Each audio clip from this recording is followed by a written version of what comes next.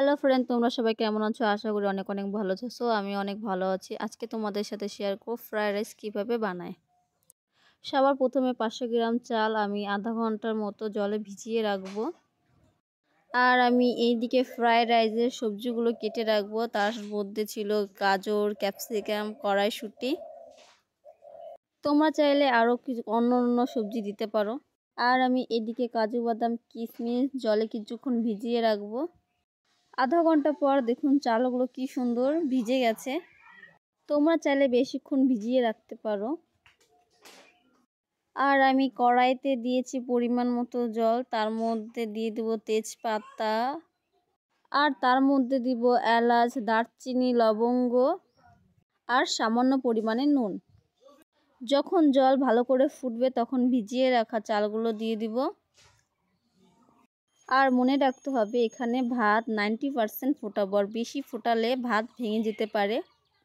এখন ভাতের থেকে ভালো করে জল ঝরিয়ে নিব। এখন কাজু বাদাম কিশমিশ ভালো করে ধুয়ে ঝরিয়ে রাখবো আলাদা পাত্রে। আর এইদিকে 90% ভাত ফুটিয়ে নিয়েছি, আর দেখুন একটা ভাত তো ভাঙেনি।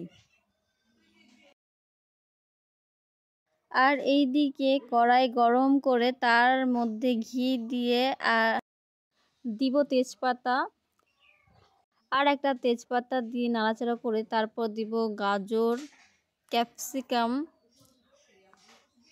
দিয়ে নাড়াচাড়া করব। তোমরা চাইলে এখানে সাদা তেলও ব্যবহার করতে পারো।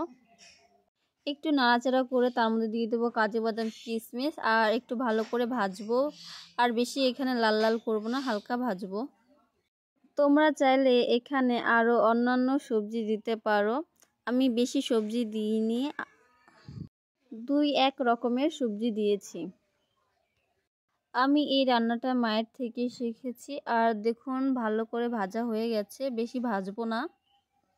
এখন দিয়ে দিব ভাত, একটু নাড়াচাড়া করে তার উপর দিয়ে দিব স্বাদ মতো চিনি। এখানে চিনি না দিলে ফ্রাইড রাইসটা হবে না। আর দিব সামান্য পরিমাণে নুন, কারণ নুন আমি এর আগেও দিয়েছি একবার।